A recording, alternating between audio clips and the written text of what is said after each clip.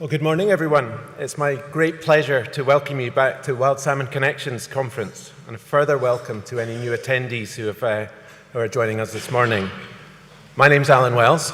I'm the Chief Executive of Fisheries Management Scotland, one of the members of the Missing Salmon Alliance. And soon I'll hand back to our brilliant moderator, Ella McSweeney, to guide us through today. But before we start, there's a few brief housekeeping points just to run through. So just be aware that CCTV is in operation throughout the building. There are no fire drills today, so if the fire alarm does go off, please evacuate the building and follow the signs to the nearest fire exits. The assembly point is on Fishmonger's Wharf, which is located on the north side of the river, but there will be fire wardens wearing high-vis jackets, so just follow them, they'll see you out of the building. If first aid is required, just please contact reception, and if you have any concerns about food allergies, please speak to one of the butlers today. And for everyone's information, there are journalists in the room, and there is a space for media interviews if you need it. And also be aware that this event is being professionally recorded. So turning back to why we're here and what's coming up today. Yesterday we heard some remarkable success stories about salmon populations that have recovered and river catchments that are being restored. And whilst I don't think I can do justice to the range of wonderful talks that we heard yesterday, I did want to pick out a couple of highlights. I think everyone was struck by the energy and enthusiasm of the school kids that we saw yesterday from the Thames 21 project. Fawn Sharp gave us an incredibly powerful keynote presentation, and I was particularly struck by the point that salmon can't get out of the river to defend themselves. So it's our job to rise to that challenge and to defend the salmon and their habitats. Professor Sir Dieter Helm made clear that river catchments are an obvious integrated unit on which we can work to make a difference. And that's a key theme that you'll hear much about during this event. But as we heard yesterday, alongside the ecological importance of salmon, wild salmon have always played a hugely important role in our economy and culture. We heard yesterday about indigenous communities on the Skagit River in British Columbia. In Scotland, salmon feature on ancient Pictish carvings, like the Torridon stone, and today they also feature on the rare 50-pence piece in the UK. But let's not forget that wild salmon are in crisis, and a range of human pressures from climate change to poor water quality and impacts from a wide range of human activities threaten their very existence.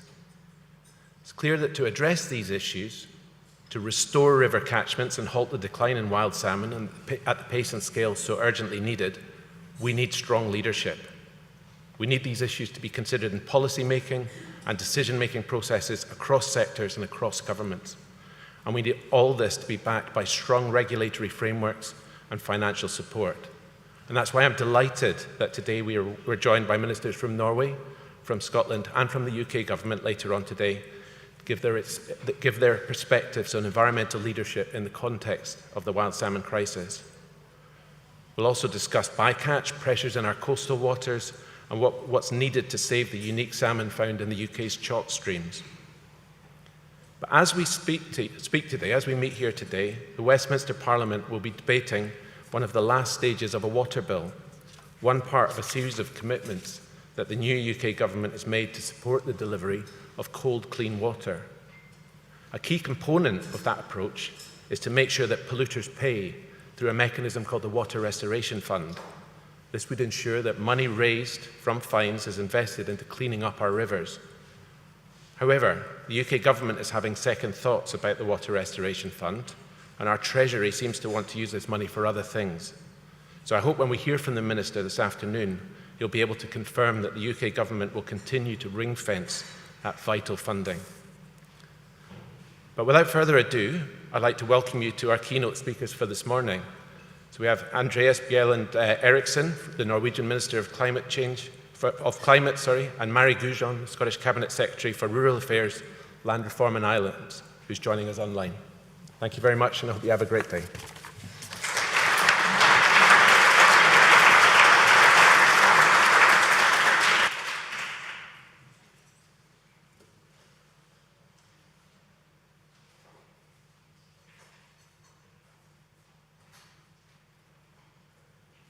Much for that introduction, Alan, and just to wish you all a very good morning from a really bright and breezy Edinburgh. It is an honour to be invited to speak at this conference, and I would just like to thank the Missing Salmon Alliance and partners for organising it. I am just so sorry that I can't be with you in person today, but I am pleased to be speaking alongside my Norwegian colleague, Minister Andreas Bjelland Eriksen. Norway and Scotland, of course, share a lot of common ground when it comes to the Atlantic salmon. We're both blessed with long coastlines and rich marine resources, and the salmon has long held significant social, cultural and economic importance for both of our countries. And of course, it features prominently in our history and folklore. We also share a long and rich history of salmon fishing, and angling tourism in each of our countries goes back to the Victorian times. And I'm pleased to say that this continues to this day and brings important income to rural communities, many of which are very remote. But of course, I'm also proud to say that my constituency contains two of the important salmon rivers in the North Esk and the South Esk, which are renowned for their salmon fishing and attract anglers from around the world. Now, moving on, I would just like to say that, of course, sadly, Scotland and Norway also now share with the other countries across the Atlantic salmon's range a growing and increasingly troubling sense of jeopardy around the conservation status of our wild salmon. This has been a particular concern for us in Scotland for a number of years, but it was really brought into sharp relief with the 2023 reclassification of salmon as endangered in Great Britain by the International Union for the Conservation of Nature. Now, this came at the end of a year when Scotland's rod catches were the lowest since records began.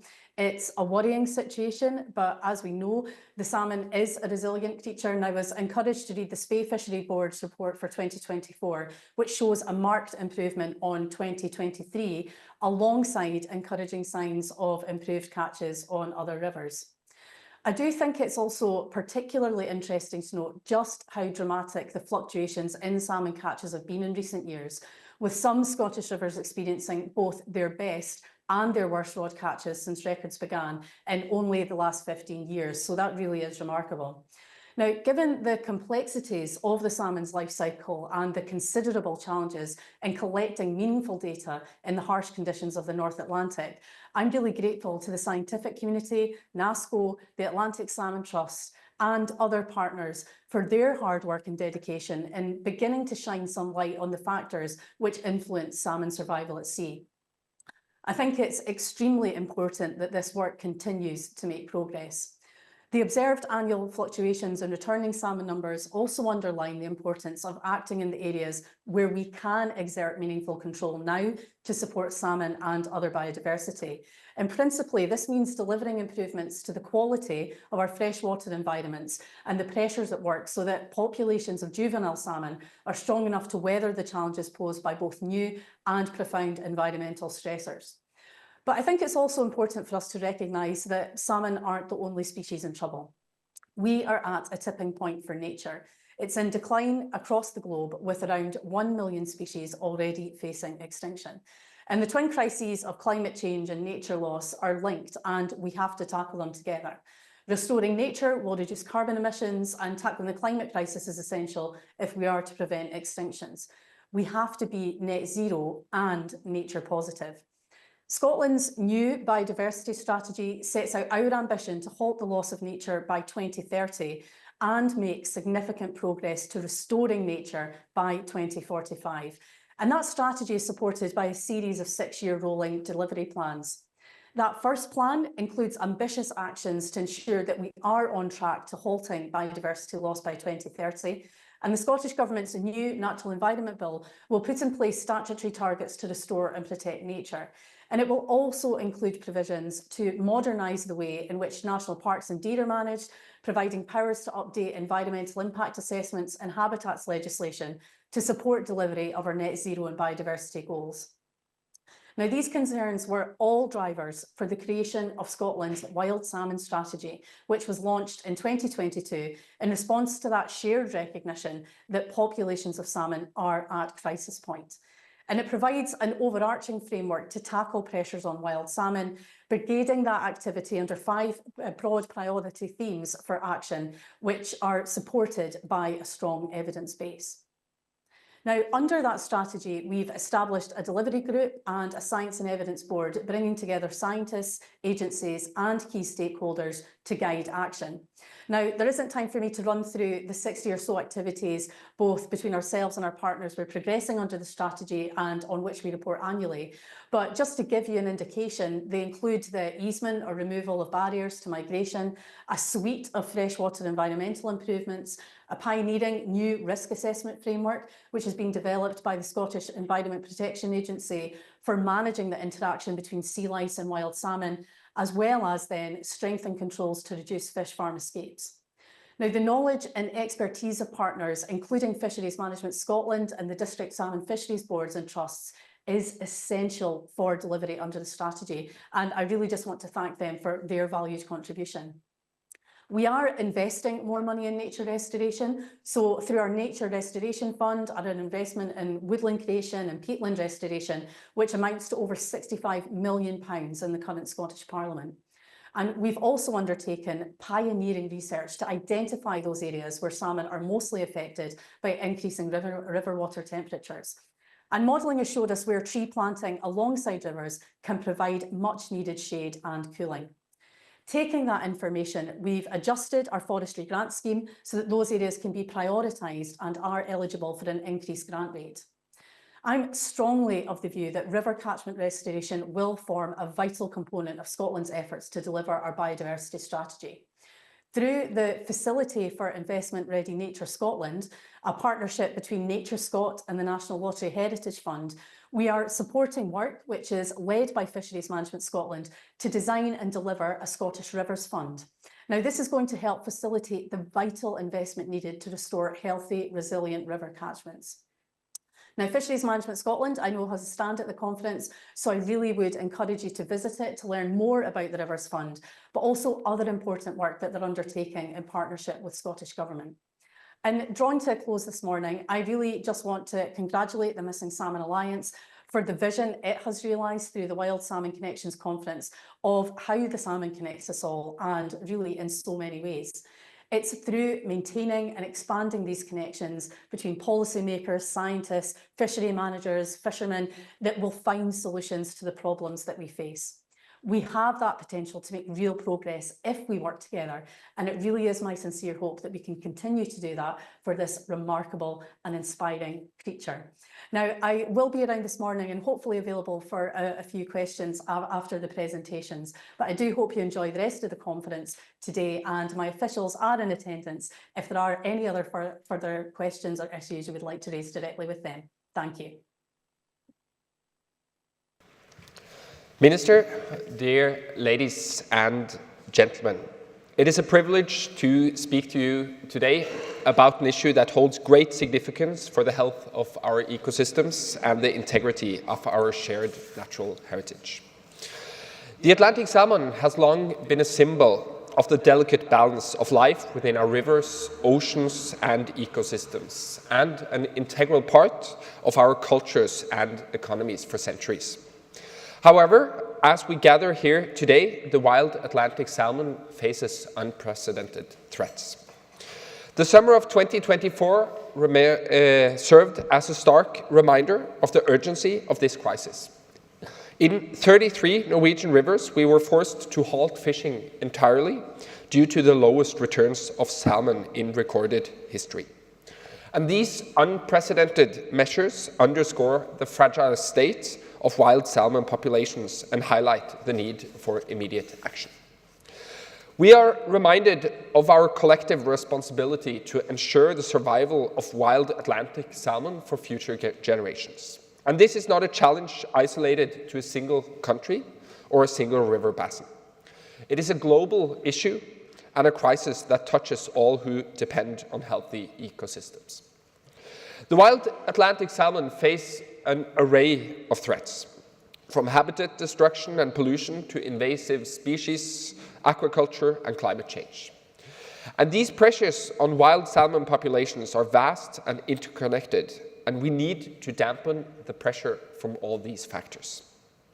As the global demand for energy intensifies and clean energy intensifies, we must also confront the difficult balance between addressing the need for more renewable energy and preserving the river ecosystems. Hydropower, which is a cornerstone of our Norwegian renewable energy production, in many cases poses significant risks to wild salmon. And dams and altered river systems can disrupt migration routes, reduce water quality, and destroy spawning grounds.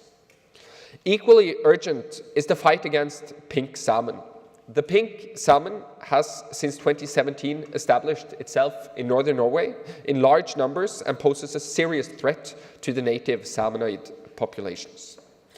If the spread of pink salmon in Finnmark is not contained, the invasion risks cascading into the rest of Europe with potentially serious consequences for ecosystems across the continent.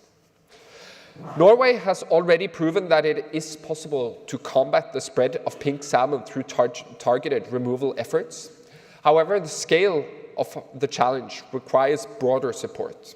We need the backing of our European neighbours to implement coordinated measures, share knowledge, and strengthen efforts to stop this invasive species. The most pressing threats to Norwegian wild Atlantic salmon populations, however, come from aquaculture. And aquaculture is important both in small communities and in its contribution to the Norwegian national economy. But the way that it has been practiced poses a serious threat to wild salmonids. The mortality of migrating smolts from sea lice and other pathogens have been too high for too long, and we see too few signs of improvements. With rising ocean temperatures, both the distribution area and reproduction rate of salmon lice increases. We saw evidence of this last year with unprecedented levels of sea lice in our northernmost counties. Another major problem is escaped farmed salmon. Interbreeding between wild and farmed salmon weakens wild stocks at a time when their ability to adapt is more important than ever. Norway, as the world's largest producer of Atlantic salmon and home to a third of the world's wild Atlantic salmon population, has a special responsibility in creating a more sustainable aquaculture industry. We acknowledge the need to adopt a more sustainable approach to aquaculture, and we are committed to addressing these challenges head-on. I believe that it is possible to build an industry that produces food within the boundaries of a healthy nature. But for that to happen, some things need to change. It will require new regulation, better incentives, innovation, collaboration, and most importantly, a shared understanding of the vast challenges that we are facing. The aquaculture industry will itself play a key role in this transition. And it is a transition that we have done before. The process industry was destroying many of our fjords 50 years ago. Today, it is still there. It is still a cornerstone of many coastal communities in Norway, but with acceptable levels of pollution, not detrimental to our nature. This is what we need to change and do once more. The accelerating impacts of climate change make it even more critical that we take immediate action to reduce other human-induced pressures on wild salmon. Climate change is altering the conditions of the rivers, estuaries, and oceans, and at the same time amplifying the adverse effects of other pressures. The reality of the climate crisis adds an additional layer of urgency to the crisis. I am forever an optimist. Otherwise, I should probably find myself another job. But the impact humans have had on wild salmon is significant. We together have the power to reverse it. By investing in climate mitigation, habitat restoration, and sustainable practices, we can give the wild Atlantic salmon a fighting chance. This will, however, require solid environmental leadership and international cooperation. Climate change does not respect borders, nor does the migratory path of the salmon. The solution to many of these challenges must therefore be global by nature. The North Atlantic Salmon Conservation Organization, NASCO, will play a key role in promoting international cooperation. NASCO brings together countries responsible for managing salmon stocks, allowing them to share knowledge and coordinated efforts. The threat against our wild Atlantic salmon stocks is an existential one. The sum of impacts from human activity, climate change, aquaculture industry, water barriers, pig salmon, is simply too big. If we do not take off these pressures, the wild Atlantic salmon may be gone, and it probably will not return. This means that the time for action is now. We need to act fast, and we need to act together. Thank you for your attention.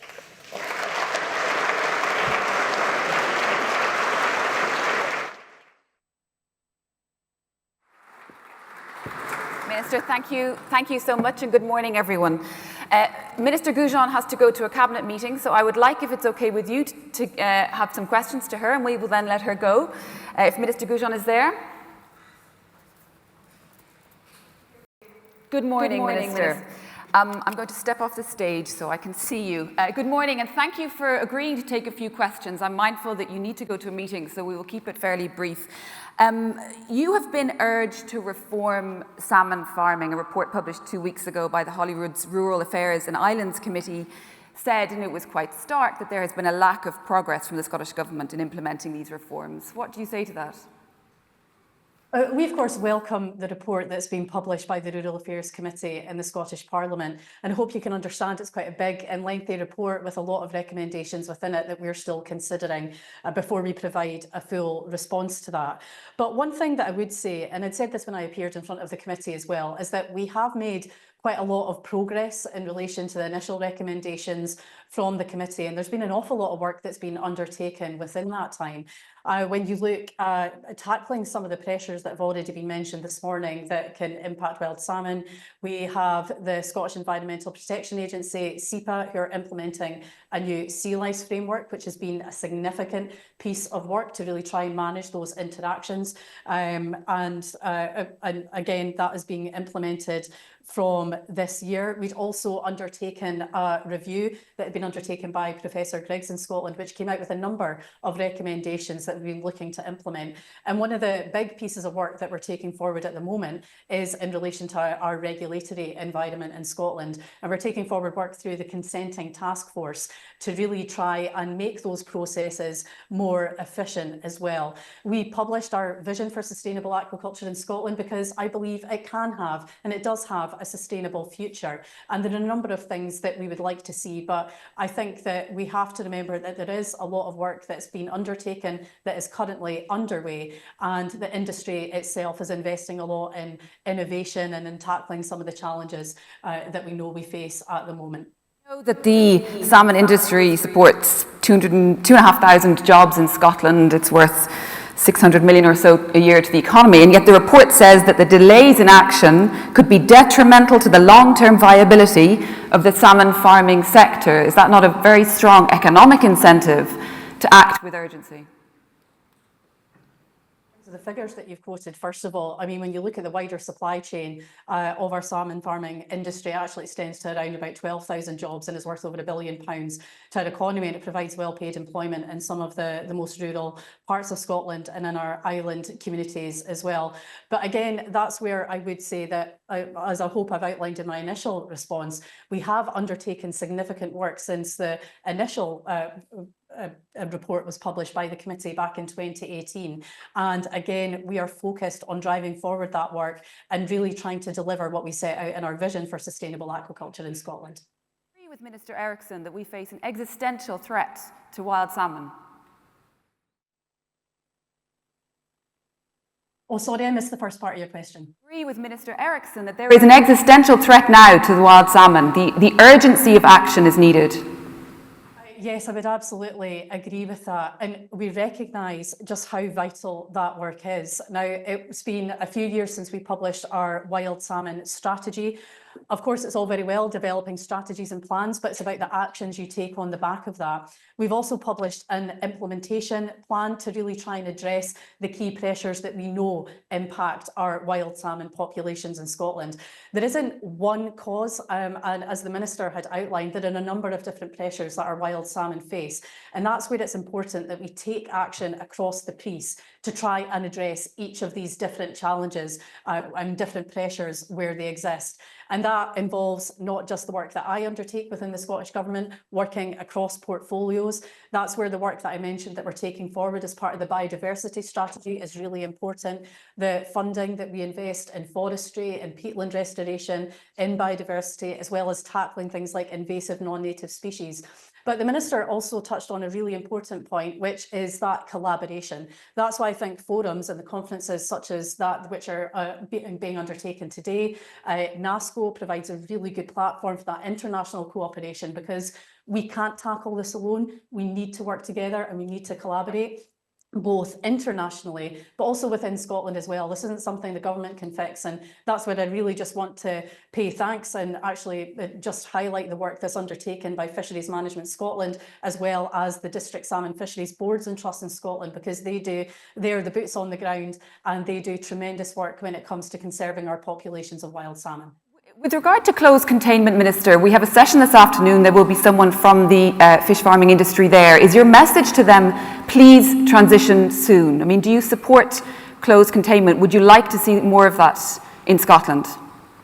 I think it's, when it comes to closed containment, I mean, I think that could be one potential innovative opportunity for the future, but I do think there's a sustainable future for open net salmon farming in Scotland, providing it's in the right place and is managed according to the environmental conditions as well. But I think there is so much innovation going on in the sector as well, when you look at the semi-contained systems that there are. And I think it's that continued investment in innovation which is needed to really try and address a lot of the challenges that the industry faces, as well as what our wild salmon face. There's no getting around the challenges that we face when it comes to climate change, to the rising temperature of our waters, and the industry is constantly innovating and adapting to that. So again, I don't think it's a case of there is one solution to this, but I think the innovation is important and looking at a variety of different solutions too. We'd also mention our vision for sustainable aquaculture about looking at potentially having salmon farms further offshore and looking at those other environmental conditions. And these are all areas that we're really keen to explore. You don't see that open net fishing at sea, fish farming at sea, has reached a biological limit? I do think that there can be a sustainable future for the sector, very much in line with what we've set out for our vision for sustainable aquaculture in Scotland. Now, as I've already mentioned, there is a lot of work underway. There's a lot of work in progress at the moment that is helping us to improve the situation there, whether that's our regulatory environment, as well as a whole host of other measures. So I think it's important to recognise the work that's taken place, the work that is ongoing at the moment, in order for us to get to that sustainable future for aquaculture in Scotland. One final question. I think you obviously acknowledge the positives in your message and the investment in river restoration. But with regards to poaching, the average fine is about £250 for poaching of wild salmon. Is that sufficient, do you think, or should there be reform? No, I don't think it's sufficient. And I would say, first of all, that of course poaching is an absolutely despicable crime, but that's where we have also set out that we want to do work in that area to look at the penalties that are there, because I think they need to actually act as a bit of a deterrent. And as you've highlighted, I don't think they are sufficient in the way they are at the moment. And when will that reform come? Again, that's work that we've got planned to be undertaken. We have to prioritise the different streams of work that we're taking forward. But again, it is a piece of work that we're keen to do. Minister, thank you very much. We'll let you go. Thank you very much for joining us this morning. We very much appreciate it. Minister Gougeon, everyone. In order, you've recently had a child. You've just finished paternity leave, so you're very good to be here. You speak about existential threats. I mean, it is an unbelievably urgent crisis we are in. Yes. So, and it's a crisis where we need to do a lot at once as well. I mean, The long-term biggest challenge is obviously climate change, being able to cut our emissions fast enough. But then in parallel with that, we need to do a lot with everything from our regulatory systems on aquaculture farming to doing something about water barriers, for example. And you speak about the need for new legislation. What are you planning when it comes to fish farming?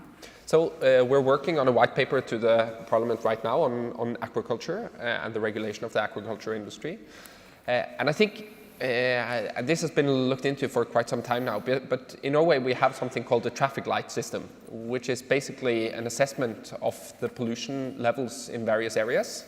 And then you combine the growth in the industry with that light being green or red. So if the light is green, you're allowed to grow. If the light is red, then you're not allowed to grow. Many areas along the Norwegian coast now have been red for quite some time. So the growth hasn't been that big the last couple of years. And the indicator, excuse me, is sea lice. It's sea lice, yes. And this shows a major challenge, I think, because the idea behind the system is a really good one, to try to regulate pollution. But the problem is that it does not put any individual incentives on each single fish farm to actually do something about the pollution, right? So this is one of the shifts that I think that we need to see going forward, that we go from basically regulated production on an overall level to regulated pollution and getting pollution down from the aquaculture. Is there unanimity across the government about this? I mean, we know that it supports jobs in rural areas. We know that at any stage the industry can relocate to Chile, it can relocate to other parts of the world and do what they do. And so there is presumably a concern about the security of these rural jobs. Is there unanimity amongst all of you about this in terms of the government? I don't think we have landed all the regulation how it needs to look going forward, but I think we are very coherent on the pathway on where we need to go and how regulatory reforms need to be going forward.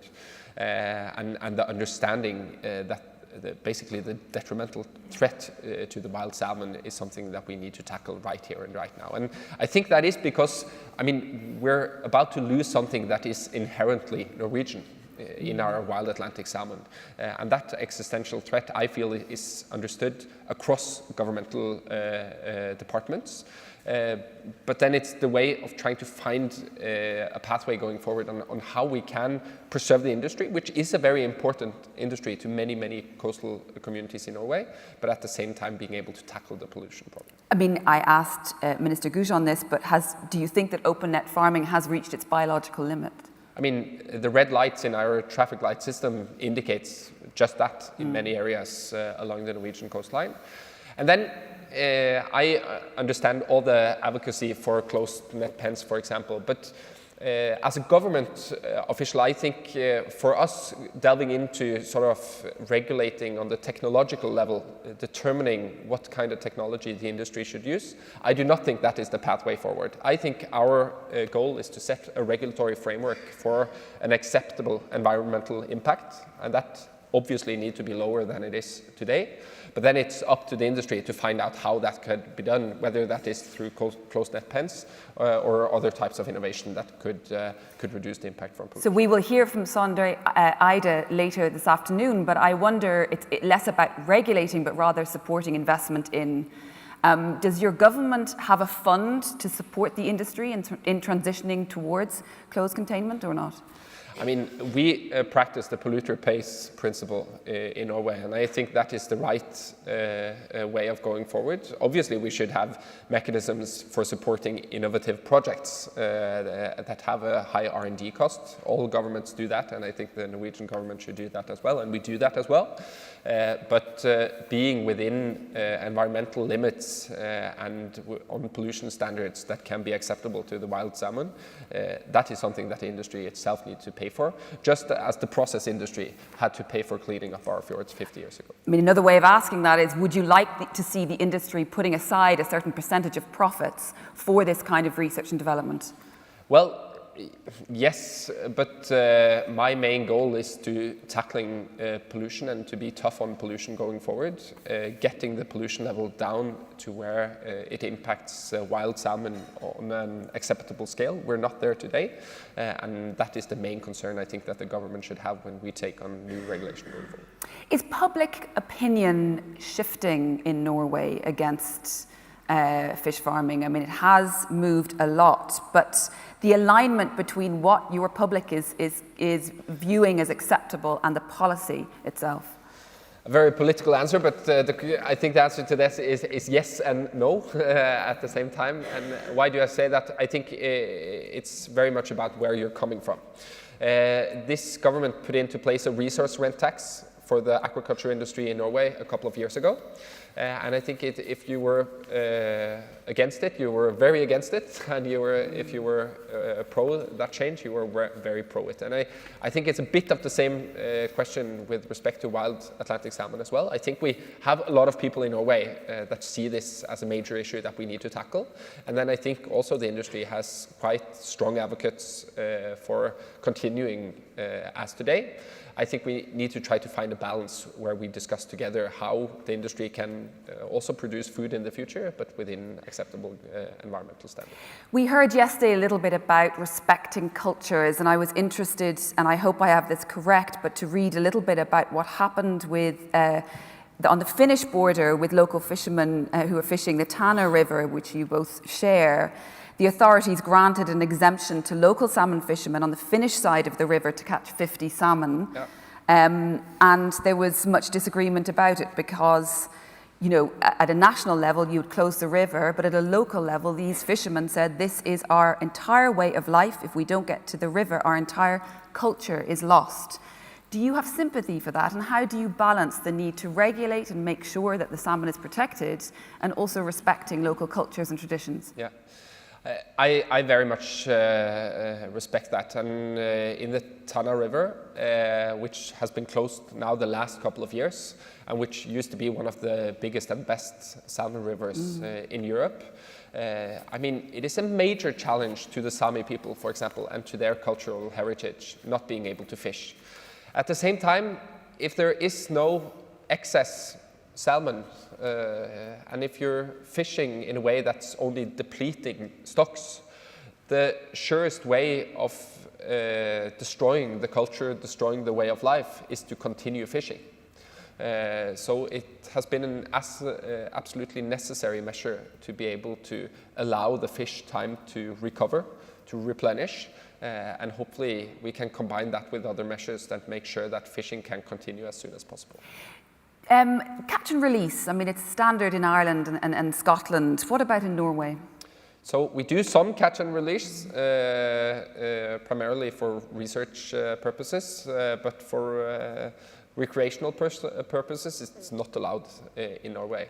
Why? There are, some of it is ethical concerns about it, but also the fact that we see about 10% of the salmon that is catch and release die from stress effects afterwards.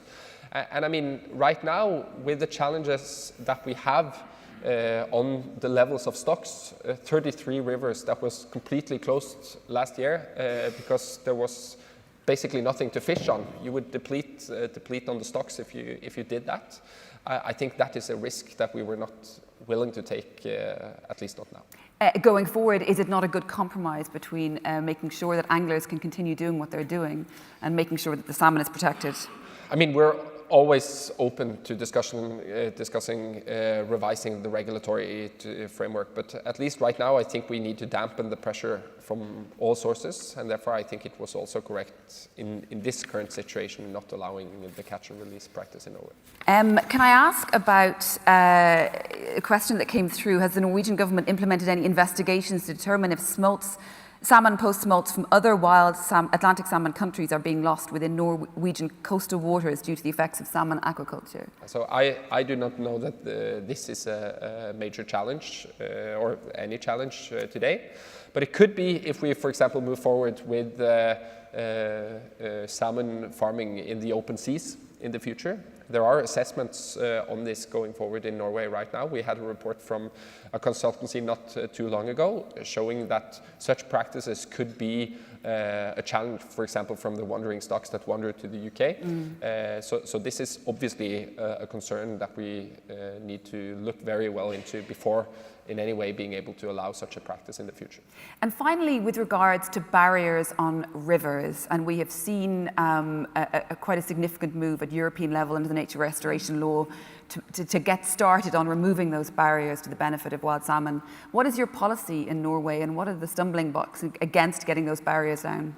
So I think for us, the energy system that we have, based a lot on hydropower, is obviously one major challenge, creating a barrier in our rivers.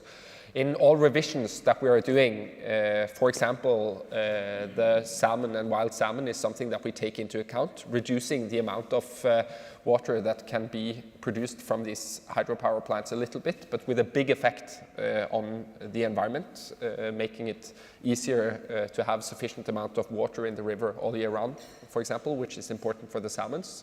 We have also rivers where we have successfully built salmon stairs, allowing passway for the salmon, although there are physical barriers due to the energy production. So all of these kind of measures are things that we are already doing and will be doing more of going forward. Are you allowing hydropower plants to be built in the future? Right now? Well, or is there a moratorium? I think most of the hydropower potential in Norway has been built already, so it's not a major issue. We have protected water courses that will be protected for the future as well. One of the very foresighted things my predecessors did 50 years ago was that they actually made a plan for where can we build hydropower and what water courses should be protected for the future. Some people always want to blow up that plan and do something else, and I understand that there's a pressure from industry that is very often there on nature, but all the more important that we stick to that plan and make sure that those water courses are protected for the future as well. And finally, Minister, in an effort to end on a positive note, can you speak of a project on a river in Norway, or a good example of where things are going well, an action that has worked? I think I would take the gyro parasite that we have been fighting in Norway for 50 years. And used to be a big challenge in Norwegian rivers. Now we are down to the last river. We have spent 1 billion Norwegian kroners on combating gyro parasites in Norwegian rivers over the last 50 years. So that has been a big job, but now we are successful. We will be finished with the last river this year. So it shows that when we come together and do these major projects, it's possible to do great impact and to change the situation. Well, thank you very much for taking questions. Thank you very much for talking earlier. We're very grateful. Minister Eriksen, everyone. Thank you.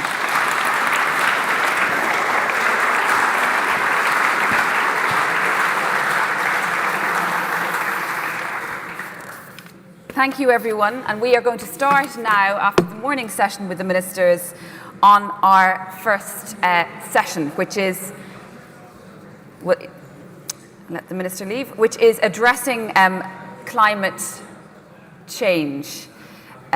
We know that in our rivers and streams there are lethal conditions for salmon, which are happening, but also predicted with climate warming as temperatures warm, with summer droughts and winter floods. And we also know the same is happening in our oceans. So what can be done? What actions and projects will address this impact? And basically, what can we do more of? I'm delighted to introduce our first guest, ladies and gentlemen.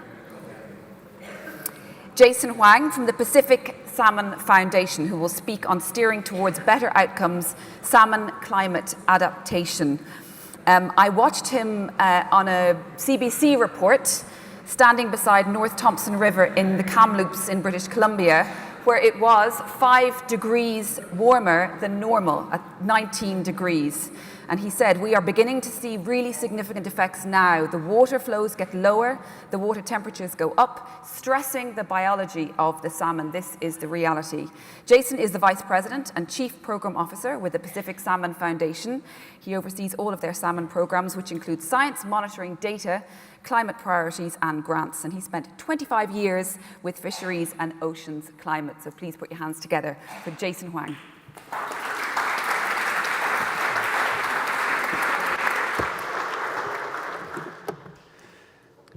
Hi, good morning, everyone. And I'd like to say thank you to all of the organizers for all of the great work that's been done to have us here and to invite us from Pacific Salmon Foundation to speak to you.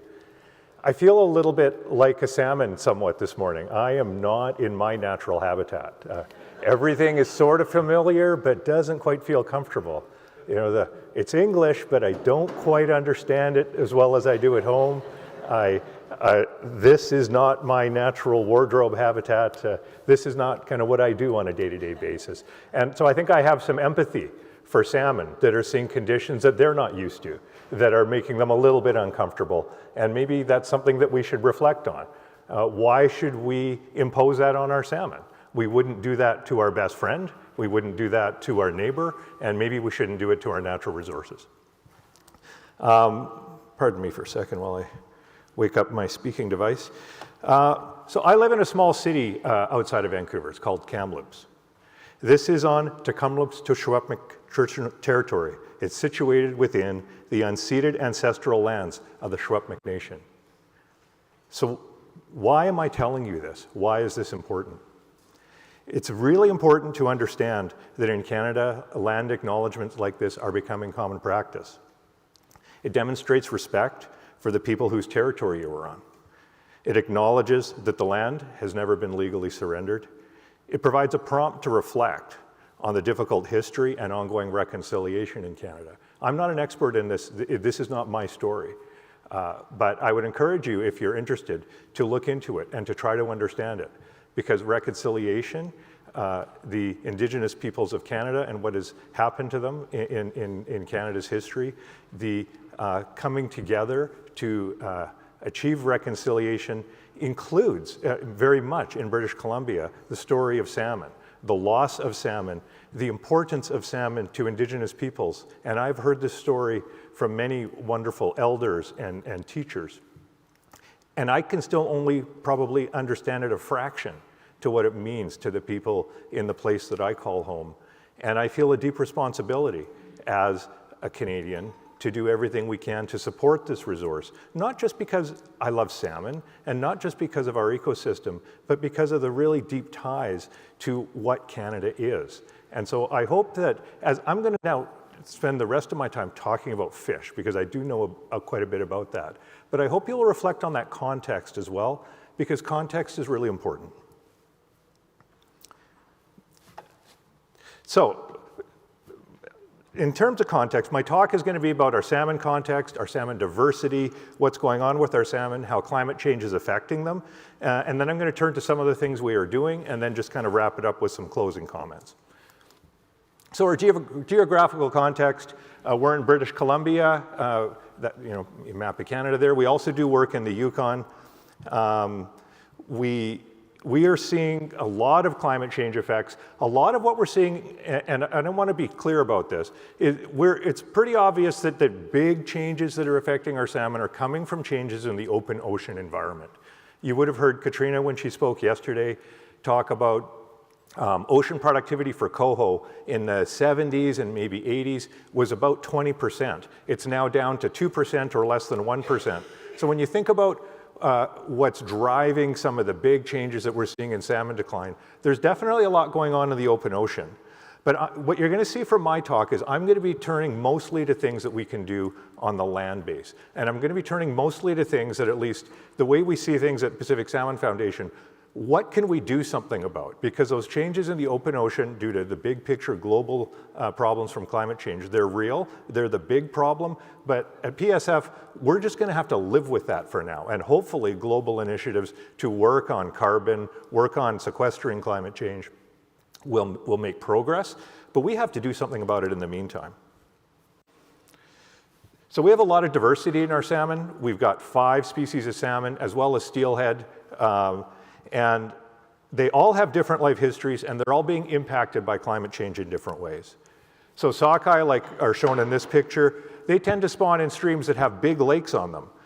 They also tend to, many of the populations swim a long way, 1,600 kilometers inland to get to their spawning grounds. Their first year in a large lake can buffer them against some climate change effects, because those large lakes are not heating up as rapidly as, say, some of the small streams that are affected in our hot summers. But at the same time, they have to swim 1,600 kilometers, and on the way, they are seeing some unprecedented challenges getting from the ocean back to their spawning grounds. And we have all kinds of different fish. I'm going to show you one here. This is a fish that was being taken for hatchery broodstock at a river called the Wannock River in the territory of the Wekino people. And these are Chinook salmon. Chinook salmon have a hugely varied life history across Canada. Some of them get to be 100 pounds or more. They've got many different life histories, and some of them swim a long way. The Chinook salmon in the Yukon, if you just think about this for a minute, they swim roughly 3,200 kilometers to get to their spawning grounds. If you got in a car in Los Angeles, you would be pretty much in Chicago to go the same distance. This is the fish. It doesn't eat on the way. No one gives it a ride.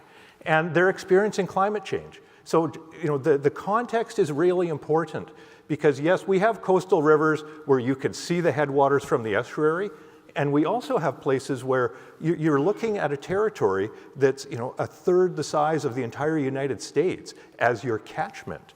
And so there's a lot of complexity embedded in that.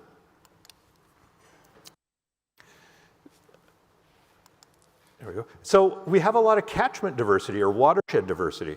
We've got more than 200 watersheds in our kind of watershed management unit system, thousands of smaller streams. We've got over 460 different genetically distinct populations of salmon. The point here for this room is every one of those is different. Every one of those is special. They're not interchangeable. They're not replaceable. We can't just say, well, where are the important ones? What are the priorities? Like, I think ideas like salmon strongholds, those are good ideas. I support them. But when someone comes to me and says, okay, Jason, there's all these problems. Tell me which salmon are the priority. I say, let me ask you a different question. Go out there and tell me which ones are not a priority. The answer is we have to look after them all. Why wouldn't you? You know, which children in your family are a priority? No would put their hand up and say, it's not that one. Maybe my dad would, and he'd point at me. But, you know, we have to start thinking about these things in the reality of what we're talking about. We're talking about a natural resource that on my watch as an adult has been ours to steward, and we are completely failing. We have things right in front of us and we know what we can do, and we're not doing it. So we have to start thinking that way. So now I'm going to turn to climate change and what are we seeing in British Columbia. We're seeing things that are very similar to what people are seeing all over the world, but we have our own version of it.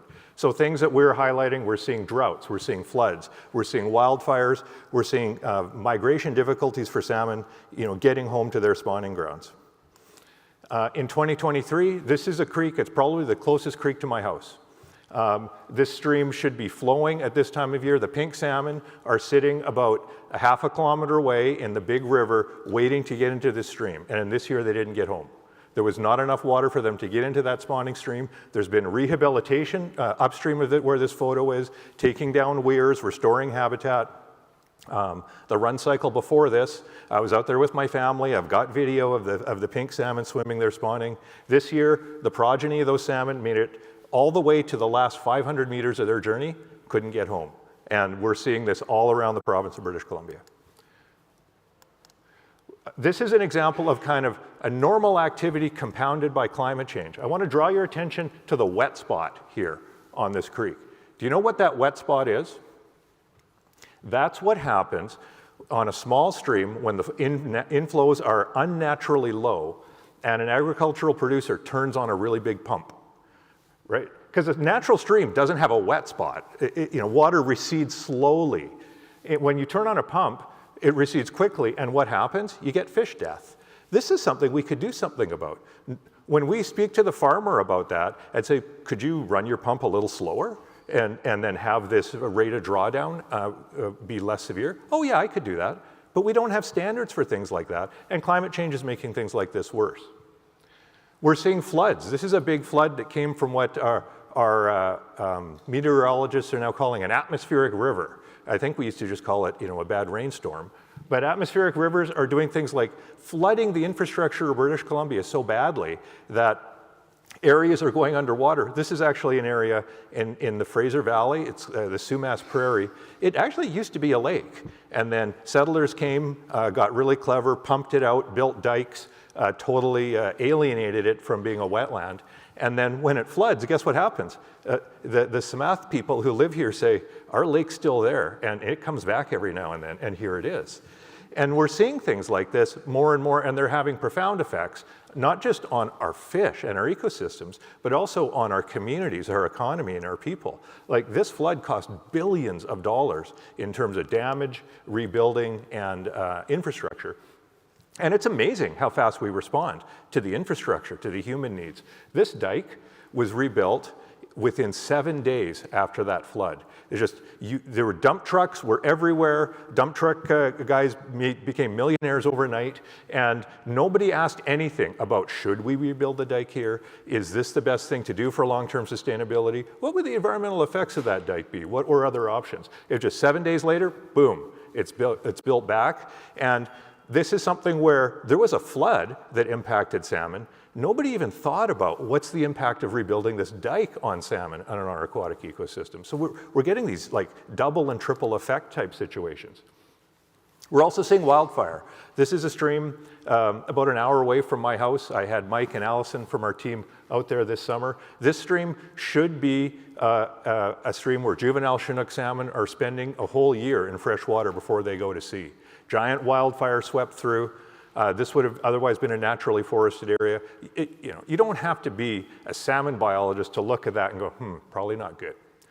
And we're seeing more and more of this, and everybody knows that these wildfires are not going away. We're going to be living with them for the next 50 to 100 years. So what are we going to do about it? How can we take a situation like this and think, if the fire comes, what do we do after the fire to help salmon? And the effects aren't just the nastiness that you see here. When Mike and Allison and I were there this summer past, it was a hot day, and we were standing there, and Mike and I were sweating because it's so hot. There's no shade, there's no cover. The stream temperature is jacked up way higher than it would have been if it was vegetated. And we do know how to fix things like this. We know how to do habitat restoration. We know how to plant trees, but all of that stuff right now happens on the terrestrial landscape. We've got to renew timber supply. We have to work on our infrastructure. And I think we should be thinking about our natural infrastructure as well. And this is one of the compounding effects of what happens after a wildfire. Within a year of the fire burning, the forest companies have come in, and they don't want to waste the burned timber, so they timber salvage. And they just come in and take it all off. And I will give them credit that you could see the stuff that was left. That's kind of like riparian sort of corridor, so they didn't want to dig it up. But my point is that humans can react to these fires when there's a dollar to be made, right? Oh, let's send some logging trucks out and catch all the salvaged timber and take it to the mill. But we need to start thinking about, well, what are our investments and our responses to support our natural ecosystems, to support salmon, to support our watersheds? So that's enough bad news. I'm going to turn to, so what are we going to do about it? And because I will say, I worked for government for 25 years. I've been with Pacific Salmon Foundation for about 6. And seeing a problem that you can do something about and not doing it drives me nuts. And working at PSF has been such a release because, Mike's like, okay, Jason, what are we going to do? And I'm like, how about this? And he says, make it so. And that is awesome. And the whole PSF team works that way. And I'm going to show you some of the things we're doing. This one might look really simple, but after this atmospheric river, this is the highway that I would have taken to get to Vancouver. It was closed for 6 months. There are 3 highways from where I live to Vancouver. Every one of them washed out in this atmospheric river. That's how bad it was. But we turned our mind to, okay, well, what about the fish? How do we look after them? And we came up with this really simple heuristic. Prevent imminent death, fix things that are gonna get worse very soon, make sure that when you're rebuilding that it's kind of salmon friendly, and it kind of just makes sense. But when you bring something like this to an emergency situation, it kind of gets the thoughts flowing and the work lined up, and it created an environment where we could do really good emergency response. So down in the Fraser Valley, the fields were flooded, and we thought, there's probably fish out there. We reached out to the local First Nation. They said, we've been worried about it too. It was 2 weeks after the flood, and they said, we haven't heard from one government agency. Thank you for calling us. If you can offer us some support, we'd like to go out there and see if we can salvage fish. We don't know if they're there, but they might be. These are beautiful, wild, adult coho that were swimming around about 3 weeks after the flood in flooded farmers' fields. Like we didn't save, or they didn't save hundreds of fish, but they saved a few and they released them back on the other side of the dike into the river, and they probably went and spawned successfully. Like look at them, they're beautiful coho salmon. And this demonstration of you can get out there, you can do something, was really powerful. It kind of led us to recognize that we're going to see more of these kinds of floods. So we came up with a simple idea of a flood response working group. And this group has been really effective. We get money that PSF and other entities have. We've got the regulators, we've got the First Nation entities, we've got local entities, and they have somewhere to come and say, we've had a problem, what can we do about it? And we can have rapid action. And we've done a lot of stuff in the environmental emergencies and climate-driven situations that have come since then. This is an example of a stream that gets really hot in the summer, and this log jam pool area is a natural thermal refugia. The main stem of this river was about 21 or 22 degrees the day I was out there, and that pool was 17 degrees. It was full of juvenile salmon. And so we went through a project to try to make that pool deeper and create a little bit of access, because during the drought, we knew the water was going to be hot. We knew salmon would be struggling. And so we're trying new things. Can we take thermal refugia, make them bigger, more accessible to give salmon somewhere to hide out through these critical conditions that they might not survive in 21, 22, 23 degree water, but if they have enough of these pockets of thermal refugia, maybe it'll work. So this one, I don't think is a perfect recipe for what to do, but it was great to see local entities, this was led by a First Nation in the area, trying new things. Other groups are trying other interesting new things. The group here was trying some temporary aeration, because the river itself was okay, but when the hundreds of salmon would come in and then the pools would dry up, the salmon would run out of oxygen. So they tried this, it made an incremental difference, and since then they've been working on refining their technique. We've had groups doing really simple handwork just to get salmon have a channel to make it home. We've had groups doing things like improving beaver dam passage. Usually beaver dams are fine for salmon to get through. When water's really low, they can't. A little bit of work lets salmon get home. And we've had big projects like this one. This one, there were tens of thousands of salmon stuck. They couldn't get through this piece of gravel bar. The local First Nation was calling for help. That picture on the right is from just downstream of this dry spot. Tens of thousands of pink salmon probably wouldn't have made it to their spawning area. A couple of days of work with an excavator opened this up, and it was a huge success. The salmon were so keen to move, they were actually making like a churning water noise as soon as the water connected, and they actually knocked down this fence and just moved themselves through that channel. It was an amazing thing. And we've been working with First Nations after wildfires to do a little bit of habitat restoration, to say, let's put some focus on some of these wetland areas and see if we can at least provide some initial shade, some initial cover. This one is a really compelling story. In the Fraser River, one of our biggest salmon rivers, in 2022, the flows were so low, lower than ever recorded, that this fish ladder, this is a low flow fish passage fish ladder for a constriction in the bedrock channel and the canyon area of the Fraser River. The flows were so low that water wasn't flowing through here, and there were thousands and thousands of salmon stuck just below, and they were trying to make their way up this little natural slot, and they couldn't make it. I'm going to show you a quick video just to show you what it looked like when you went out there. And this was going on 24/7 every day, and not one of these salmon are making it past. This issue was so compelling, the local First Nation, the Hoisted Nation, the Chief Ina Williams, called her people out on the weekend. Aunties and old people and kids, and they got nets and they scooped up every salmon they could, and they carried them over the rocks to let them go on the other side, because they felt a deep responsibility to look after these salmon, but none of them were making it. We contacted the Fisheries Department. They said, we don't think there's anything we can do about it. And this is where we didn't think that that was the answer. So we reached out to a local engineering firm, some other entities. I called them on a Monday, Tuesday morning at 7 a.m. I had a plan in my inbox. They said, yes, we can do it. We went to the nation and government entities and said, let's mobilize.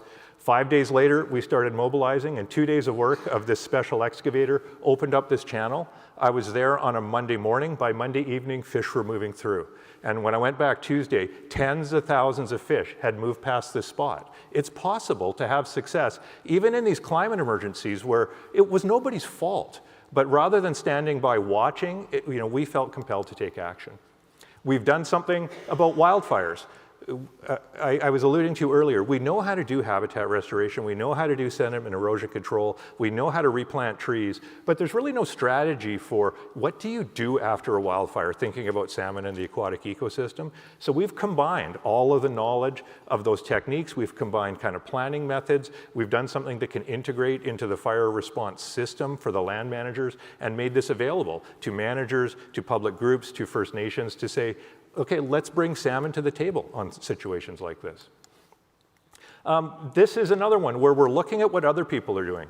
These awesome people in California, some friends of Anne's who spoke yesterday, are looking at the Sacramento River where they've diked off most of their floodplain over the years and it's isolated from the river. This is a really cool story. I'm going to give you just a short version. Some of that floodplain is now rice fields, and these guys have said, well, what if we put salmon in those rice fields as a surrogate to the wetland? And they're finding incredible growth of these fish, like the rice field fish versus the regular fish. And we're saying, wait, we've got situations like that in British Columbia. They're different, but we've reached out, we've had them up for a field tour. We're actually going to California at the end of this month to see exactly what they're doing. And we're trying to, shamelessly ride the coattails of smart people to say, if that's a good idea, let's share it, let's bring it home, and let's see what we can do about it. This is another one that Ducks Unlimited are doing. They found unnoticed a major retreat of the Fraser River estuary, probably one of the most important salmon habitats in all of British Columbia. And upon discovering that, they looked at a technique I think is happening in Holland, where they've got a rule around you must make beneficial use of any dredgeate. So Fraser River gets dredged all the time. They decided, well, let's bring that dredgeate into this area and see if we can help rebuild some elevation that will help the marsh regrow. And PSF partnered with them to help them do this innovative project that might help make this estuary resilient to climate change. And then we're also looking at these other things that are maybe not climate change driven themselves, but they're things we can do something about, threats that we can do something about that are compounding climate change effects. So open net pen aquaculture, we've talked about that. We still do major log booming in our estuaries. People might have heard about this tire chemical that's killing wild salmon. We've got Katrina and her team are working with First Nations and other entities to have a community of practice on how we can manage water better, work better to monitor and store data. So we're doing a lot of work on strategic things as well. I've really focused on some of the operational projects. I'm almost done. I do want to say success is possible. This is a highlight from the Okanagan River, which is in southern BC this year. The Okanagan Nation Alliance, the First Nations organization in the area, 20 years ago, were very, very worried about their salmon. The run had naturally been in the hundreds of thousands. It had declined to less than 10,000, maybe less than 5,000. So they started a recovery plan. They started a recovery plan based on the guidance of their elders and their leaders. They started a recovery plan that was about everything is connected. They've come up with a plan that includes hatchery augmentation, water flow management, habitat improvement, changes in the way the fishery is managed. And this year, in 2024, more than 750,000 sockeye returned to the Lower Columbia, and about 90% of those were Okanagan origin. So you're going from less than 10,000 fish to 750,000 in 20 years with a committed recovery plan led by local entities. And that's at the same time as the Fraser River has been seeing its worst returns ever. And what we're trying to say at home is, let's turn as many places as we can into models like this. So I think it's really important to understand that success is possible. So just looking forward, I think I'd like to leave with some thoughts around maybe summaries of what we think. I think the first one is do things we can do now. Like when you're looking at a problem, whatever, that fish passage problem or the trapped salmon or a threat that you can take away, why wouldn't you do that and find ways to enable and do new things? Trying new things, I think, is really important. Some of these things that we're trying might not work, but just sitting there doing what you used to do last year in a face of new and unusual conditions isn't going to work. We have to enable and be willing to try, not sit on our hands hoping some magic answer comes out of somewhere. We do need to plan. We can't just react and run around reacting. And I want to highlight that because I've showed a lot of reaction stuff because I like seeing things get done. But we also know we need to make plans. We can see this stuff coming. Climate scientists are telling us there are going to be more wildfires. We don't have to wait next year and see if there's a wildfire. There's probably going to be one. So let's get ready for it. We need to tell people the story. We need to win hearts and minds. You know, the speakers yesterday talked about that really well. We need to get people to understand, what does that mean for your vote? What does that mean for your wallet? What does that mean for your philanthropy? We need to get people motivated, let them understand what's going on. We're talking to each other, in a room like this. We need to talk to everybody out there. We do need to change. We are not, the management systems we have are not set up to solve today's problems. And I think Mike and Stu might talk about that a bit more when they speak tomorrow. And we need to organize. This is a saying, I think it was maybe coined by Jordan Point, who was the recently retired executive director of the First Nations Fisheries Council. But it's going to take all of us. The Indigenous people in Canada aren't going to solve this problem by themselves. The government of Canada isn't going to solve this by themselves. Non-government organizations are not. We need to organize and we need to work together. So with that, I have learned a little bit in trying to understand the reconciliation context in my local environment. In Shuapmik, what you say when you want to say thank you is you say Cookschum. Cookschum. Sort of sounds like cookies and jam, but it's Cookschum. And then you hold up your hands and you say thank you. So I say Cookschum to this room and to the organizers, and thank you for the time today.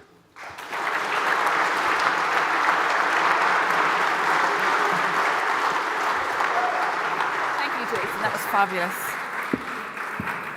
Thank you, Jason, for that masterclass in showing problems and then providing the solutions. So thank you very much. I'm delighted now to introduce Dr. Valérie Ouellet from the Atlantic Salmon Foundation, who's going to talk about whether the world is too hot for Atlantic salmon. We heard a lot yesterday about cool, clean water.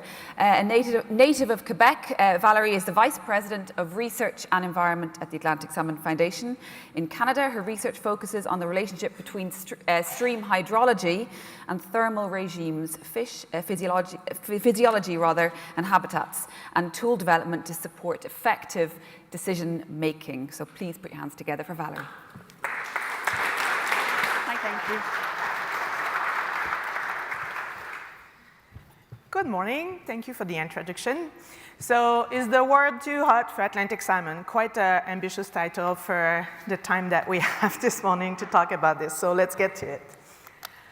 So just before talking about water temperature, the importance of water temperature, it's important to understand that every organism has water temperature tolerance. Even human, we talk about temperature all the time. Is it too cold? Is it too hot? We're always complaining about temperature. It takes a lot of our life. So, but what's interesting with thermal tolerance is that we don't see them. Nobody has a stamp in their forehead that say I thrive better at 22 Celsius.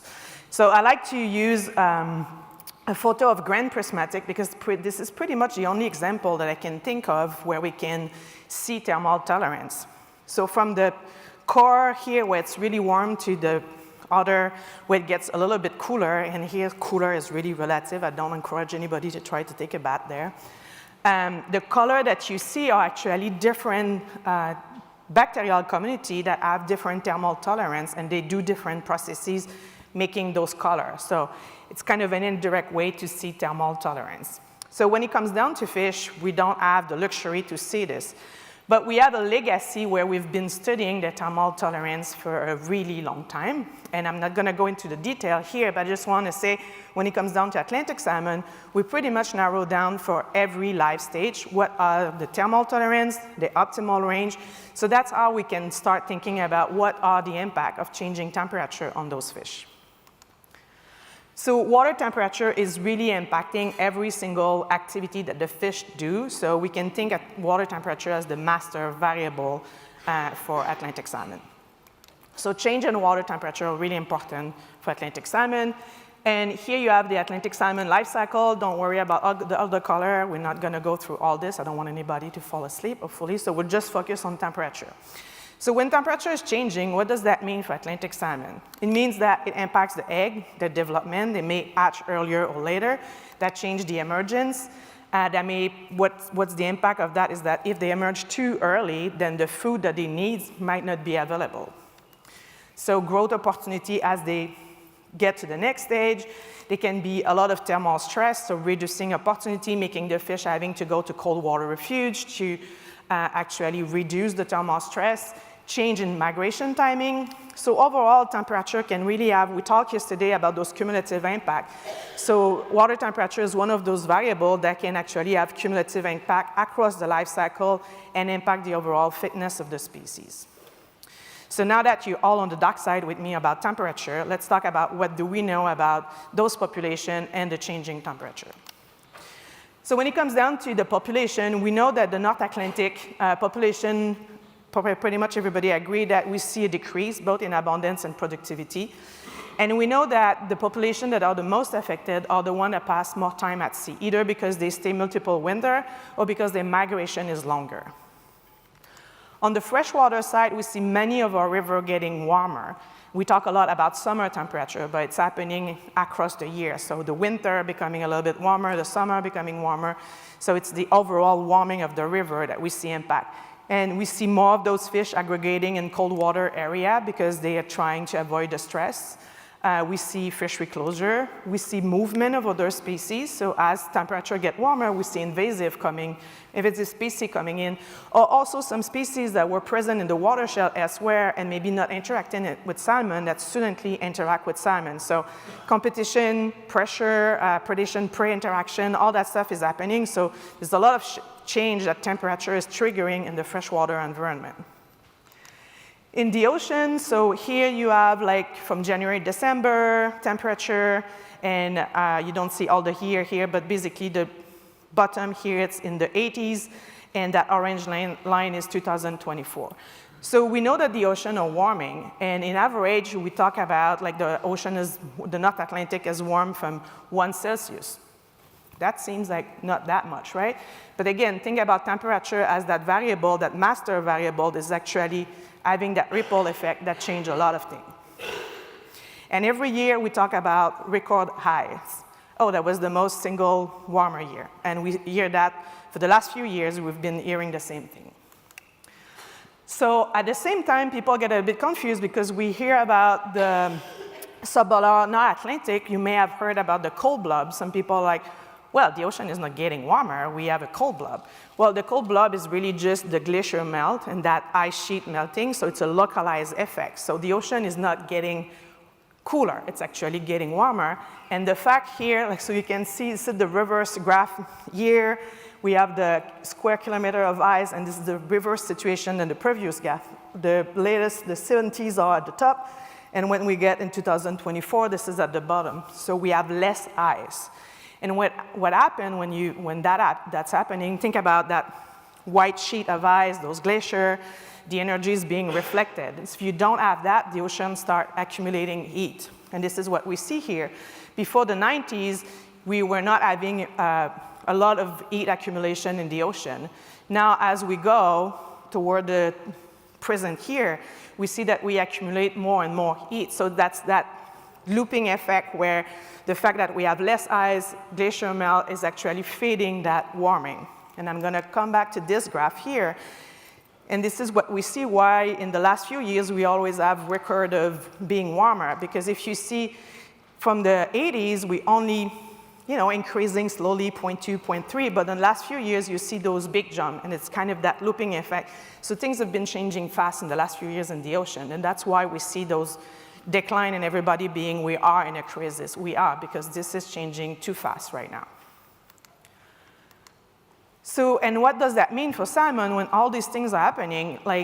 So the ocean warming means the current are changing, the hydrography, the productivity, everything is being affected. Again, that temperature is just maybe 1 Celsius, but that ripple effect is huge.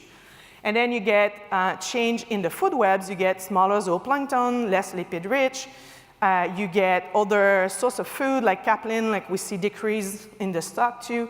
So for salmon, it gets harder to find their food. Maybe they're finding other source, but it doesn't seem so yet. That's part of the puzzle that we're trying to put together. We have those little pieces of the puzzle, but we don't see yet completely the big picture.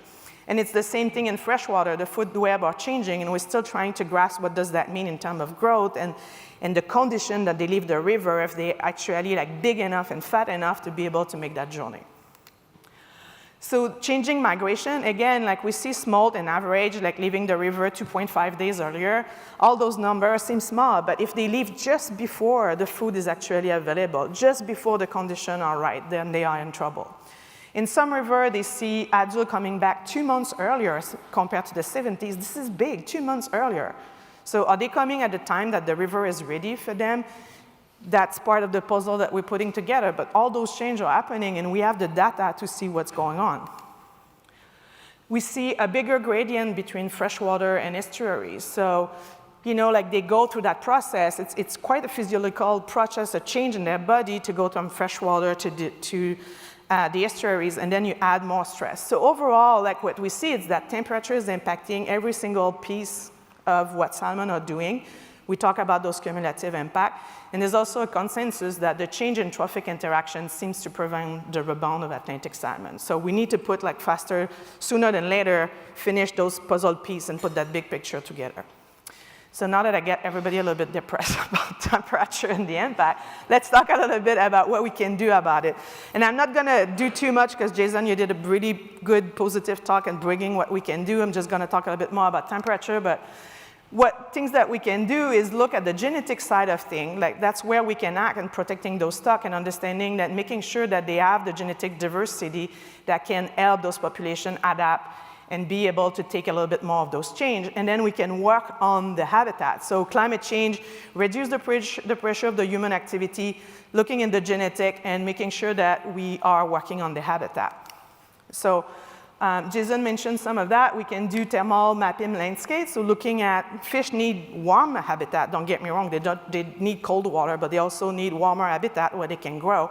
But they need that combination of cool and warm habitat.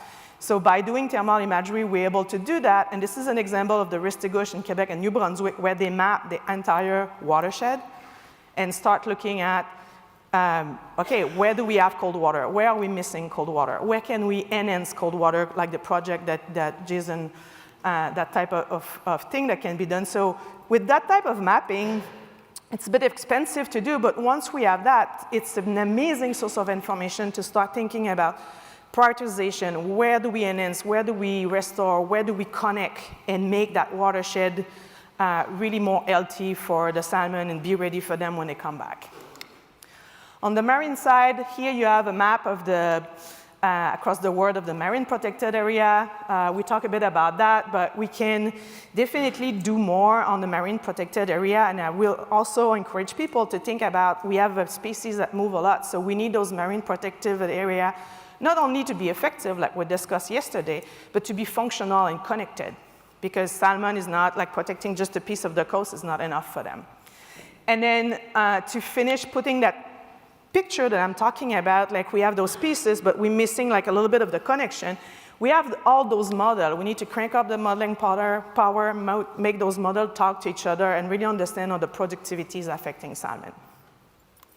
So this is just a few examples, but I just want to get people to think about, like we have that big picture, and sometimes it's a bit daunting to work at that big picture, but we need to keep thinking about that watershed ocean continuum. Like we say, oh, we cannot do anything in the ocean, then we're going to focus on freshwater, but we can't lose sight of that big picture across that continuum.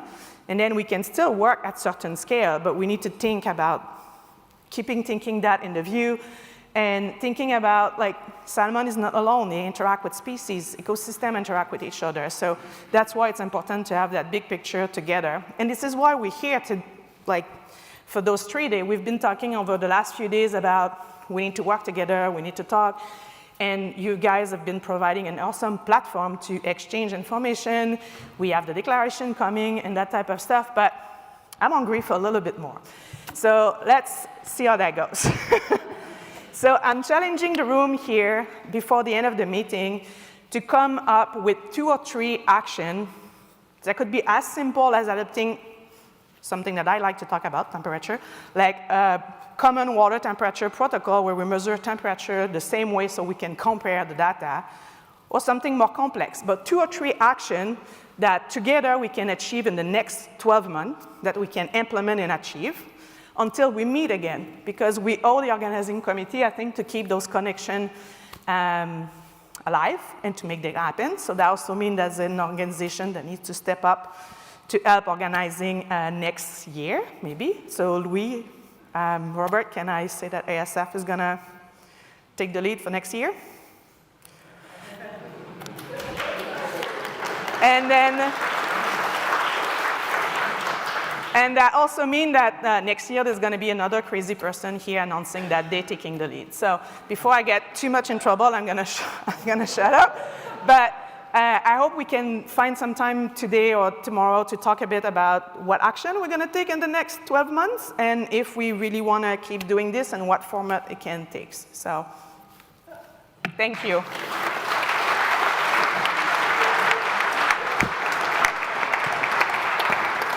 That challenge accepted. Thank you very much, Valérie.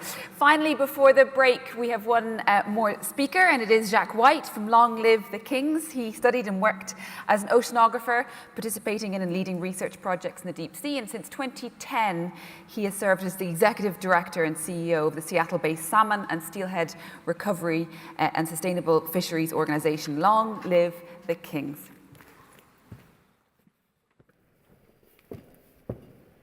Thank you. I'm honored to be here and also honored to be invited to help develop the program. So I've learned a whole lot already and hope to learn more over the next few days. I'm going to talk about a fish issue, marine survival of salmon and steelhead in the Salish Sea, but I'm really going to be focusing on the human elements of developing a response to understand that problem. And the important role that nonprofit organizations can play as conveners, coordinators, and collaborators with the rest of the salmon management system that we have in the West. So salmon know no borders, and our efforts to recover them must be able to work across borders as well. They're a highly mobile species. I think you may by now understand where the Salish Sea is that Scott talked about yesterday, but it's on the western side of North America. It's a body of salt water that's surrounded by mountains on all sides, and it is bisected by a boundary between the United States and Canada, or more precisely, British Columbia and Washington State. So we've heard a lot about cold, clean water. I'm going to take a little tour of the watershed and then talk about why understanding marine survival is more difficult than some of the other challenges we have for salmon. We understand that salmon need healthy rivers and healthy river habitat because we can go there and look at what's going on. It's relatively inexpensive and easy. We are starting to understand, on the West Coast at least, that Chinook salmon are heavily dependent on healthy estuaries in order for them to prepare to go to the ocean and spend years at sea. In the marine environment, we know most salmon species spend more than half of their life in the marine environment, but it's much harder to understand what's going on there. And so some people refer to it as a black box. So what I'm going to talk about the rest of this talk is efforts to sort of pull back the window on at least a coastal black box and understand what's affecting marine survival for salmon and steelhead.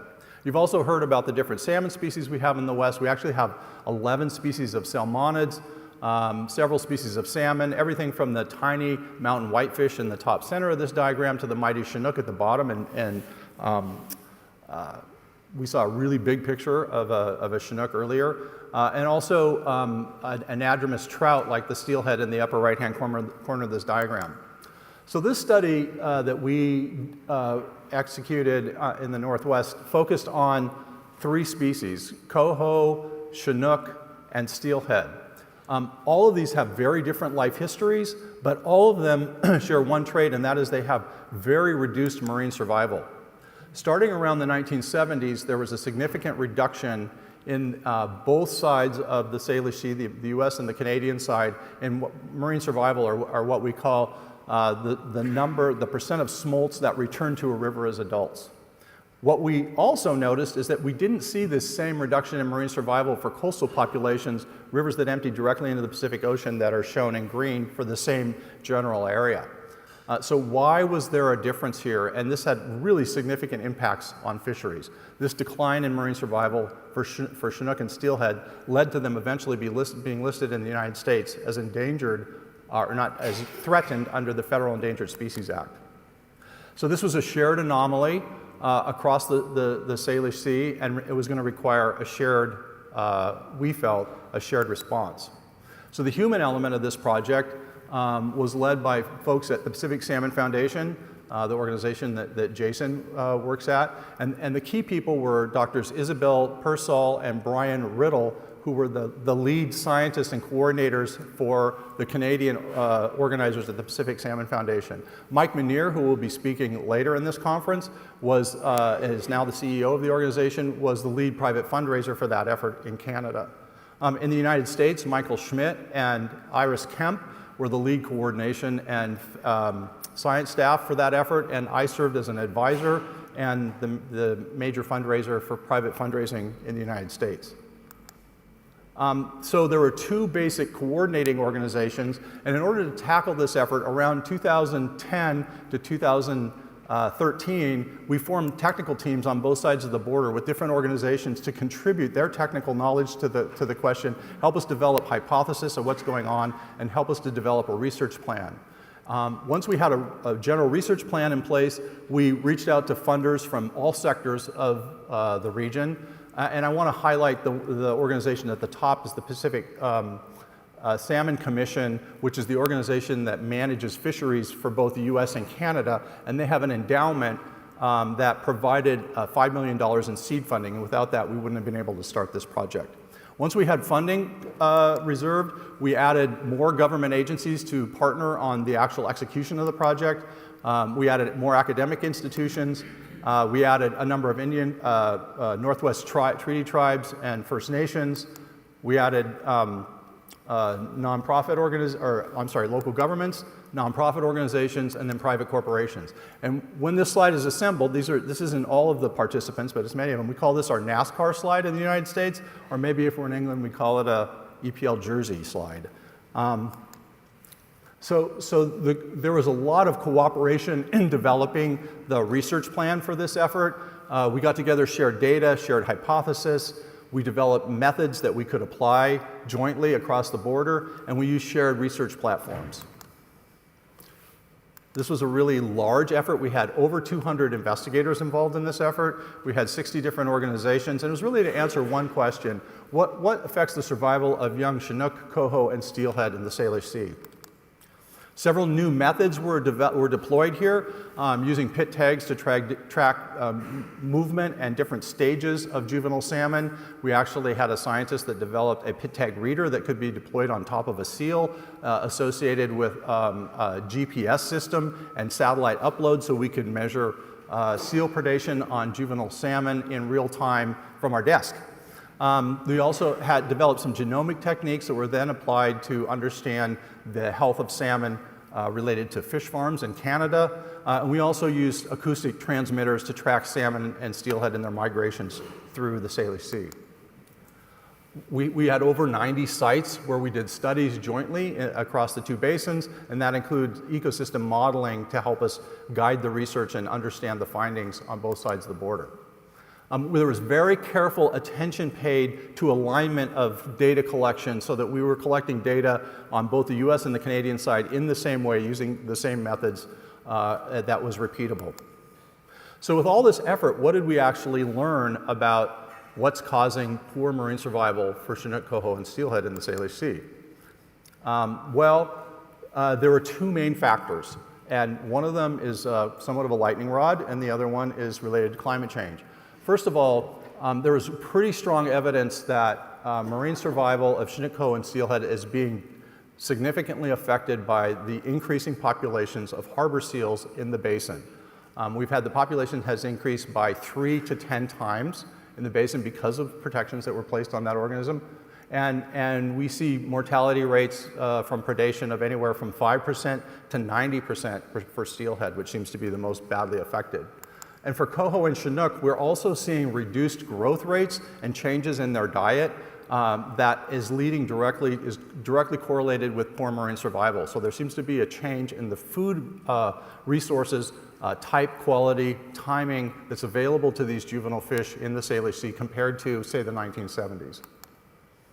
There were some other factors. It turns out that estuarine habitat is critically important, especially for the early stages of Chinook that migrate out of systems early. We see very few of those juvenile fish that go into an urban estuary with little estuarine habitat that return as adults, whereas in more pristine areas like the Skagit River that Scott Schuyler was talking about yesterday, has a much more intact estuary, and we see up to 33% of the adult contribution coming from those juvenile early stages of fish that migrate into the estuary. Similarly, we've seen problems with contaminants in our urban estuaries. We still have relic PCBs. We have inputs of things like flame retardants that are causing a reduction in the health or the condition of juvenile salmon there. Our friends in Canada looked at disease vectors or disease presence in juvenile coho and Chinook around Vancouver Island, and found both in the summer and winter times that there were high presence of disease, and those are the areas that have the highest concentration of fish farms in southern BC. Lastly, there does seem to be perhaps a component of timing in terms of when fish come out of the river. And so if fish are adapted and they have a relatively broad range of timings when they enter into the marine environment, they may be more successful to find food resources that allow them to survive. But hatchery populations in particular, which there are many in our region, come out of the river pretty much at one time. And if they hit the jackpot and there's a lot of food in the marine environment, they succeed. If there isn't, they fail. So what can we do about this? Turns out that there's probably two things to think about. One is, are there local impacts that we can manage? And if there are issues that are going on related to climate change or related to ocean survival, are there ways we can adapt or help our populations adapt to those impacts? So first of all, looking at contaminants, we can go into our lower river systems and remove legacy contaminants like PCBs and reduce the impacts on salmon. And interestingly, when you look at juvenile salmon that have PCBs, they're usually just related to those river systems where the salmon are out migrating. Over time, after spending time in our ecosystem, there's PCBs present in juvenile salmon from all populations. So it isn't just a local problem, it's a problem that tends to spread throughout the system. Furthermore, we're understanding that tire dust is a problem for salmon, and so trying to remove tire dust from entering systems, particularly where we have coho, is an important activity. Our friends in Canada have developed diagnostic tools. They have a FIT chip for salmon that tests 89 different biomarkers, and this can be used to understand quickly what is the health and the condition of salmon in the marine environment without even having to sacrifice the fish. In order to address estuary challenges, we are actually looking to fund major estuary restoration actions, removing infrastructure in estuaries, trying to remove dikes, allow greater flooding. Our friends in BC are working on shoreline restoration efforts, looking at soft shoreline monitoring, soft shoreline armoring, removing armoring that's on shorelines that can affect the health of those environments and the health and the appropriateness of that to support food production in terms of forage fish for salmon. And we're also looking at kelp restoration in various systems. Predation. I'll get to why I show this picture, but there are some mechanisms that we are applying now. I think Jason mentioned that there are log booms in lower river systems, and those can be a haul out area or a concentrating area for harbor seals in those regions. There's also a floating bridge in a fjord in the Puget Sound Basin that traps steelhead and allows predation to occur, and so we're trying to build structures to allow them to get around that bridge quicker. We are using a TAST device or an acoustic startle device in some areas with some success to keep seals away from places where salmon congregate, like around a fish ladder, around a barrier, or an entrance to a hatchery. And in some areas where people are already looking at actual targeted removal where we find seals that are a nuisance. This is occurring in the Columbia Basin already, and some folks in our area in the Salish Sea are also looking at that. But one of the things that I find most interesting is that we have seen lagging behind the increase in the harbor seal populations, an increase in something called a Bigg's killer whale, which is a marine mammal predator. And that population is increasing to the point where they used to be in the Salish Sea occasionally, and now they're in the Salish Sea environment, year-round, the population is increasing considerably. I think there were 1,200 sightings in 2022, and they eat seals. And the reason that we are rooting for them to succeed is because, one, they don't need a permit, and two, they don't need an elaborate public relations campaign to justify removal of the harbor seals. So this might be a win-win.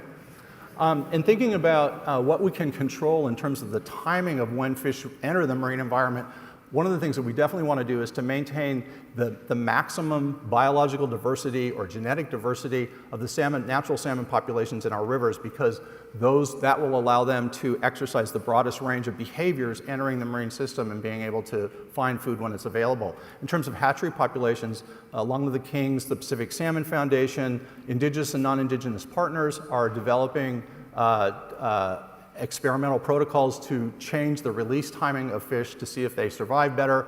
And secondly, if we are dumping a bunch of hatchery fish into the system all at once, that might be ringing a dinner bell and increasing the predation. I think I neglected to say, but I should say that that the survival of hatchery fish is much lower than wild fish in the Salish Sea, and we think that these might be some of the factors. Continuing monitoring activities is critically important. Looking at the oceanographic conditions and how those are changing and how those might be supporting juvenile fish is significant, and we are pursuing that process. I think our friends at Pacific Salmon Foundation have a citizen science program that they're developing, and a couple of other projects that have come from or are related to the Salish Sea Marine Survival Project. One is during the International Year of the Salmon in the Pacific, there was a joint expedition launched with 5 different countries. 2 of the scientists that were big advocates for the Salish Sea Marine Survival Project were involved in developing that program. Again, in the case, as with the Marine Survival Project, where it took nonprofit organizations to advance that effort, without the Pacific Salmon Foundation efforts and work on the part of, along with the Kings, the funding to get those ships on the water, because the governments that were participating had different priorities, would not have happened. This is an interesting project because it was launched, and during the actual time the ships were at sea, a war broke out in Ukraine. One of the partners of this project was, of course, involved in that, and the other 4 government entities that were involved in the project were opposing that effort. If you want more information about that, talk to Mark Saunders, who was the coordinator of this effort. He has some stories.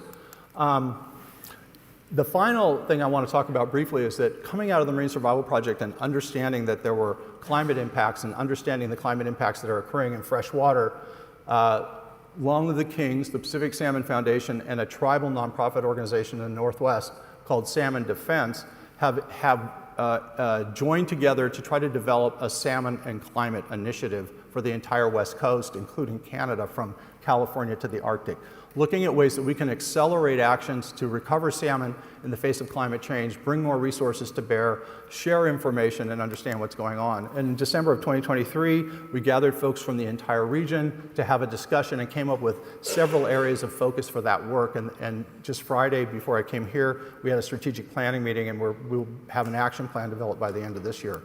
So I just want to say that without coordination and collaboration, big important things like understanding what affects marine survival in the Salish Sea wouldn't happen. And so I'm a big advocate for working together. I'm a big advocate for what nonprofit organizations can do to weave together the resources and the talent that's necessary to accomplish hard things. And I think that the future's in our hands, and we need to take action. So thank you very much. I have a QR code here, so if you want to download the findings of the report, we have a 142-page synthesis report. We have a summary report. We have other specific reports related to this. This is the Salish Sea Marine Survival website, and I deeply appreciate the opportunity to come talk to you all. Thank